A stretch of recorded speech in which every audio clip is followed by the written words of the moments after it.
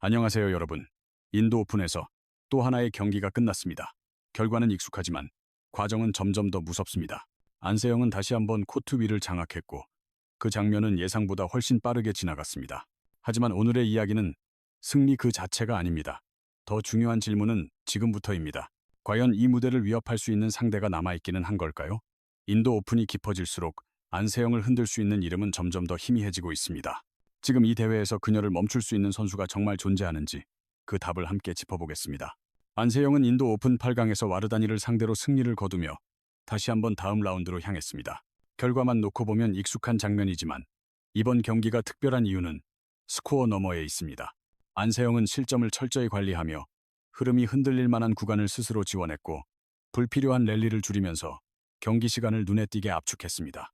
이 과정에서 가장 인상적인 부분은 체력 소모를 최소화한 운영이었습니다. 공격을 서두르기보다 필요한 순간에만 속도를 올렸고 수비 이후의 전환으로 상대의 집중력을 먼저 무너뜨렸습니다. 그래서 이 승리는 단순한 1승이 아니라 계산된 선택과 통제 속에서 만들어진 결과에 가깝습니다. 지금의 안세영은 이기는 것보다 지치지 않는 것을 먼저 선택하고 있으며 그 선택이 곧 무패 행진을 계속 이어가게 만드는 힘으로 작용하고 있습니다. 경기는 두 게임 모두 안세영의 흐름 안에서 진행됐습니다. 첫 번째 게임 초반에는 서로의 템포를 확인하는 탐색전이 이어졌지만 중반으로 접어들면서 균형이 무너지기 시작했습니다. 수비에서 공격으로 넘어가는 속도 차이가 드러났고 점수는 점차 벌어졌습니다. 안세영은 안정적으로 리드를 지켜내며 21대9로 첫 게임을 가져왔습니다. 두 번째 게임에서는 양상이 더 분명해졌습니다. 안세영이 초반부터 주도권을 잡았고 랠리가 길어질수록 흐름은 더욱 한쪽으로 기울었습니다. 와르다니가 공격적으로 변화를 시도했지만 안세영은 긴 랠리를 유도하며 상대의 실수를 차분히 끌어냈습니다. 결국 21대8, 사실상 일방적인 전개로 경기가 마무리됐습니다. 와르다니에게 공격 의지와 순간적인 힘은 분명 존재했지만 안세영의 경기 구조를 흔들기에는 역부족이었습니다.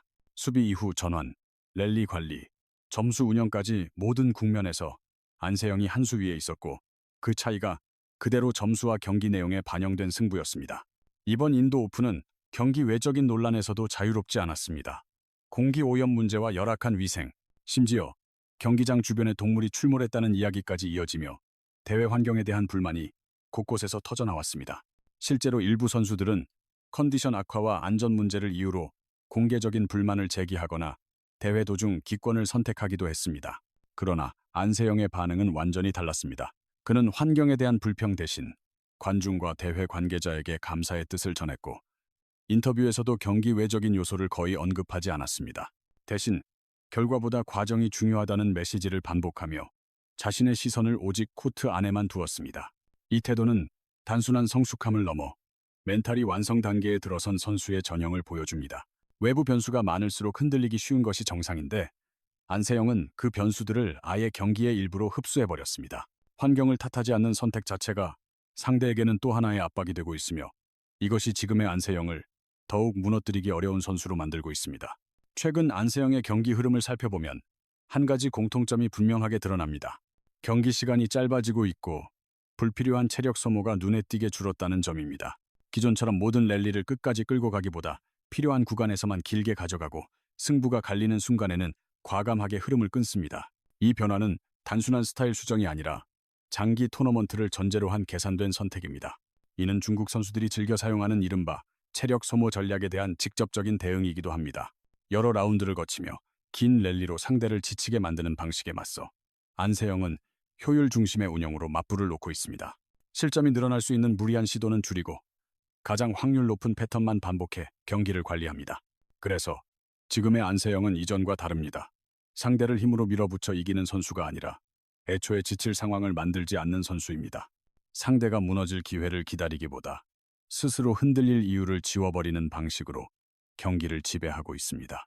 이 점이 바로 지금의 안세영을 막기 가장 어려운 선수로 만드는 핵심 이유입니다. 반대편 대진에서는 전혀 다른 두 종류의 위협이 동시에 모습을 드러냈습니다. 먼저 왕지이의 경기였습니다. 그는 첫 게임에서 20대14까지 앞서며 승리를 눈앞에 두는 듯 했지만 그 순간 흐름이 급격히 무너졌습니다. 연속 7점이 이어지며 결국 20대22로 첫 게임을 내주는 장면은 단순한 한두 번의 실수가 아니라 압박 상황에서 멘탈이 흔들렸다는 신호로 읽힙니다. 그러나 왕지이는 거기서 멈추지 않았습니다. 두 번째 게임이 시작되자마자 7점을 연속으로 몰아치며 분위기를 완전히 리셋했고 그 기세를 끝까지 유지해 승부를 원점으로 돌렸습니다. 결정적인 세 번째 게임에서도 주도권을 다시 쥐며 결국 역전승을 완성했습니다. 이 경기는 왕지이가 약점을 드러내는 동시에 위기에서 다시 살아나는 회복력을 갖춘 선수라는 사실을 함께 증명했습니다.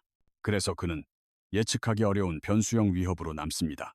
천이페이의 경기는 완전히 다른 결이었습니다. 세계 5위 한위를 상대로 단 33분 만에 두 경기로 경기를 끝냈고 특히 첫 번째 게임은 속도와 압박면에서 일방적인 전개에 가까웠습니다. 복귀 이후 컨디션에 대한 의문이 있었지만 이번 경기만 놓고 보면 몸 상태가 빠르게 올라오고 있다는 분명한 신호였습니다. 무엇보다 인상적인 점은 바로 경기 운영이었습니다. 천이페이는 한 게임, 한 랠리를 쌓아가는 방식이 아니라 이미 결승을 기준에 둔 듯한 템포로 경기를 압축했습니다. 불필요한 소모 없이 필요한 순간에만 힘을 쓰는 모습은 경험 많은 강자만의 운영이었죠. 그래서 천이페이는 흔들림 없는 정석형 위협으로 평가됩니다. 안세영 선수 입장에서 가장 계산이 필요한 상대가 바로 이 지점에 있습니다. 이제 관전 포인트를 조금 바꿔볼 필요가 있겠네요. 이 대회의 핵심은 더 이상 누가 안세영을 만나느냐가 아닙니다. 진짜 질문은 누가 결승에 더 집착하고 있는가로 이동하고 있습니다. 이 질문을 던지는 순간 세 선수의 경기는 전혀 다른 의미를 갖기 시작합니다. 안세영의 경기는 지배자의 경기입니다. 목표는 분명 우승이지만 그 우승을 위해 모든 것을 쏟아붓지는 않죠. 체력과 부상 관리가 전제된 상태에서 가장 효율적인 루트를 선택해 결승으로 향합니다. 그래서 그녀의 경기에는 과감함보다 절제, 폭발력보다 통제가 먼저 보입니다. 이 단계에서 안세영에게 중요한 것은 상대를 압도하는 장면이 아니라 결승까지 흔들림 없이 도달하는 과정 그 자체입니다. 왕지이는 전혀 다른 위치에 있습니다. 그녀의 경기는 재도전의 경기입니다. 이미 여러 번 안세영 앞에서 멈춰섰고 그 기억이 부담이자 동력이 되고 있습니다. 그래서 왕지이의 경기에는 감정의 진폭이 큽니다. 한번 흔들리면 크게 무너지지만 동시에 다시 치고 올라올 때는 누구보다 강하게 튀어오릅니다. 이 과정은 철저한 멘탈 싸움이며 리스크를 감수하지 않으면 결승에 닿을 수 없다는 것을 스스로 잘 알고 있는 선수의 선택입니다. 천이페이는 또 다른 궤도에 있습니다. 그녀의 경기는 라이벌의 경기입니다. 목표는 단순한 결승 진출이 아니라 결승에서 안세영을 상대할 기회 그 자체를 만드는 것이죠. 그래서 경기 운영은 냉정하고 압축적입니다. 한 경기 한 경기를 쌓아가는 것이 아니라 이미 결승을 기준으로 모든 선택을 하고 있는 겁니다. 이처럼 목표가 다르기 때문에 세 선수의 경기 운영도 달라지고 리스크를 감수하는 지점도 다르며 경기의 속도 역시 서로 다른 방향으로 흐릅니다. 이 차이가 쌓일수록 결승이라는 무대는 단순한 실력 비교가 아니라 누가 자신의 목표에 더 집요하게 매달렸는지를 증명하는 공간으로 바뀌게 됩니다. 그리고 바로 이 지점이 이번 인도 오픈을 끝까지 지켜봐야 하는 이유입니다. 이 지점에서 다시 한번 냉정하게 따져볼 필요가 있습니다. 누가 안세영의 결승 상대로서 자격이 있는가?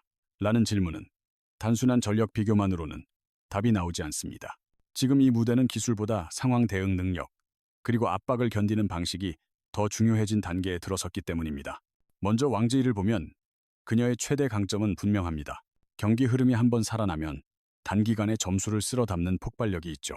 공격 리듬이 맞아떨어질 경우 상대가 손을 쓸 틈도 주지 않는 구간을 만들어냅니다. 문제는 그 폭발력이 언제 터질지, 그리고 얼마나 오래 유지될지 예측하기 어렵다는 점입니다.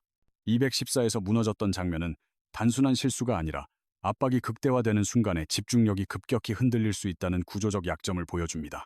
결승처럼 한 포인트, 한 랠리가 모두 부담으로 작용하는 무대에서 이러한 불안정성은 치명적으로 작용할 가능성이 있습니다. 반면 천이페이는 훨씬 계산된 흐름 속에 있습니다. 현재 경기력만 놓고 보면 세 선수 중 가장 균형 잡힌 상태입니다. 수비와 공격의 전환, 점수 관리, 랠리 선택 모두 안정적으로 이어지고 있고 무엇보다 경기 전체를 읽는 시야가 넓습니다.